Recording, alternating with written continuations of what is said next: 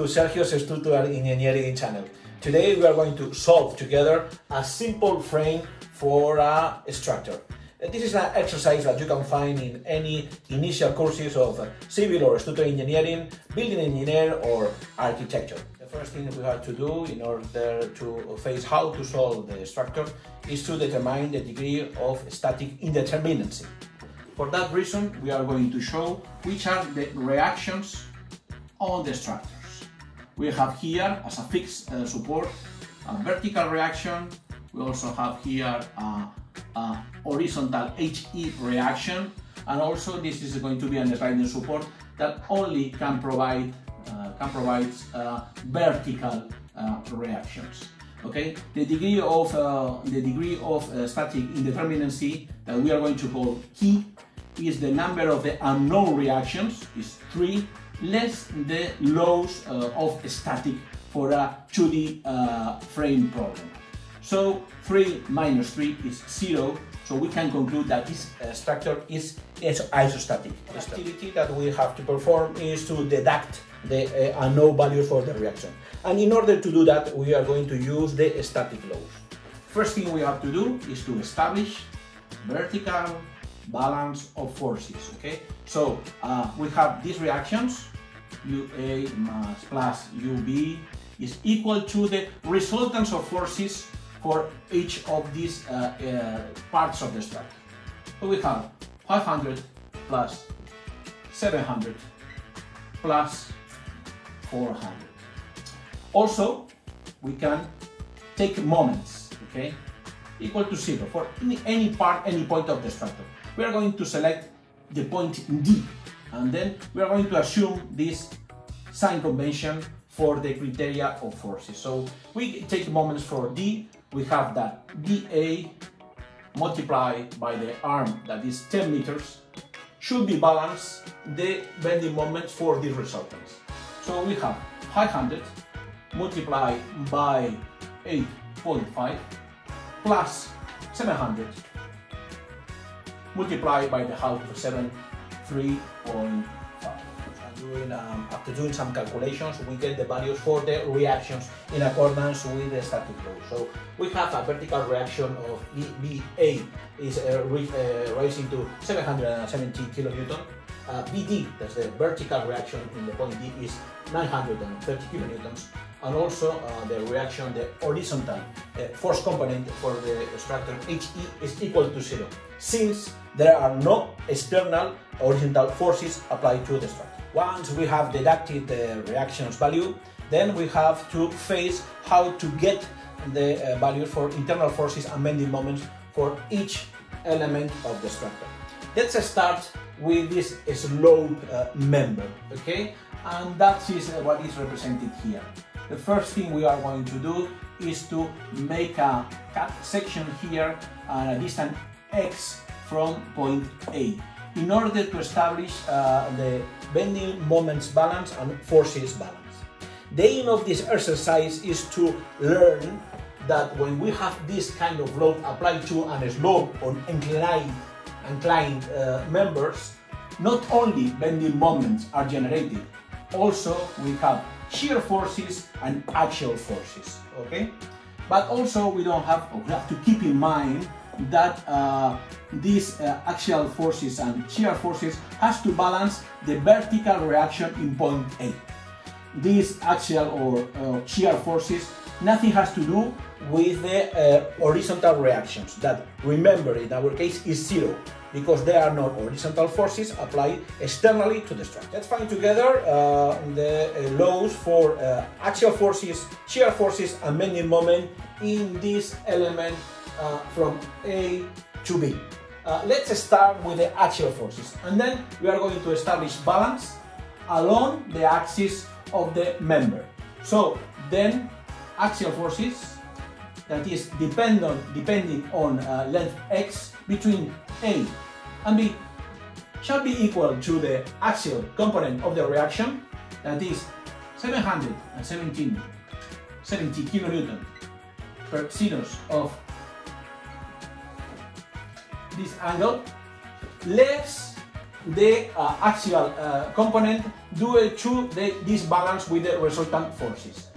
So once again we have 100 multiplied per x and multiply for the trigonometric function. Once again, sin of 53.13 degrees. Axial forces, low variation, are pretty similar to the shear forces. The main difference is that instead of using trigonometric function sino, we are going to use cosine in order to establish the balance between this shear and this vertical component of the reaction. Now let's deduct together how is going to be the bending moment function for this slope element. It is so simple to establish bending moment from this generic section located a distance x from A. Okay? Remember that only transversal forces to the longitudinal axis is going to create bending moment.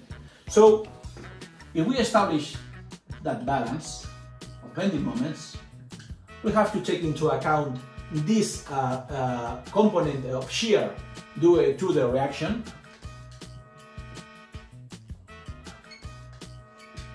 multiply by the arm x, and we have to deduct the shear due to the uniform load. That is 100 multiplied by cosine of theta, okay, and multiply by the square of x divided by. We are going to follow the same strategy in order to get the forces and bending moment loads for the member between joints B and C. As you can see in the sketch in the blackboard, we are going to cut the section in this horizontal beam and a distance x measured from joint B. And the only thing we are going to do is to establish the balance in order to get the bending moment load, the shear forces load, and the axial load for this particular member. Let's start with the shear forces, and then we are going to establish vertical balance forces. So we have that the shear load or shear equation, function of x between joints B and C, is equal to the value of the reaction, up, we're going to consider positive, less these resultant forces for the slope element, 500, less also the resultant of this portion of the beam, that is 100 multiplied per distance x with the bending moment function. Okay, always based on x between B and C. It's so simple as to taking moments from this section distance x from B. So the first moment, the first bending moment is the reaction, 770 multiplied per the distance 3 meters plus x. Second forces is minus 500 multiplied by, in this case, 1.5 meters plus distance x. Okay, and now we study the uniform load and the bending moment produced with this uniform load in the horizontal member. So simple as 100 multiplied the square of x divided by 2. As you can see here, we have the equations for the bending moment and the shear forces. And then we got the particular values for the strings or in joints B and C. This is the values that are shown in the blackboard. Take into account that the moment in B for taking moments at this right section is the same at the left section, and that is due because we are dealing with a rigid joint, a rigid connection. Axial forces equation is equal to 0 since there is no horizontal force applied externally to the structure. Just to finish the exercise, we only have to deduct the axial forces equation for the column between joints C and D. Is it so easy as to once again establish the balance of vertical forces in a section distant x from reaction or support D. So we get that the axial load forces between D and C is the value of the reaction less the resultant forces for this portion of length x. So that's the point. Okay, if we get the values in the edges or the joints of this vertical column, we get the axial forces is 930 kilonewton, and this of course is the same value of the vertical reaction. And then we have the axial forces equal to 530 kilonewton in joint C. Please keep in mind that the axial force is the same of the value of the shear force for that beam in joint C. After the structural analysis, we can get the F-force or the forces and bending moments values for each of the joints of the structure. And then with that value we can represent, for example, the bending diagrams or the shear forces diagram shown at the blackboard.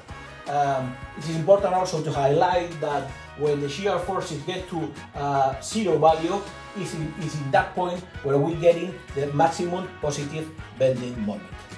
Now, as usually, we are going to compare the results with the results or the output provided by a commercial software. This season we are trying the software Static from Cubus family. As you can see in the screen, we have modeled our frame with inclined column. In this model, as you can see, we have introduced the loads same as the uniform loads applied in our exercise in the blackboard. If we get the results after making the structural analysis, then, for example, we can compare that the values of reactions are the same as the hand calculation previously performed. For example, if we go to the efforts and we check the shear forces, you can see that the diagrams are pretty similar to the one get in our exercise for today. And in order to finalize bending moments, diagram already shown in the screen. As you can see, the maximum positive bending moment is pretty similar to the one getting into our exercise.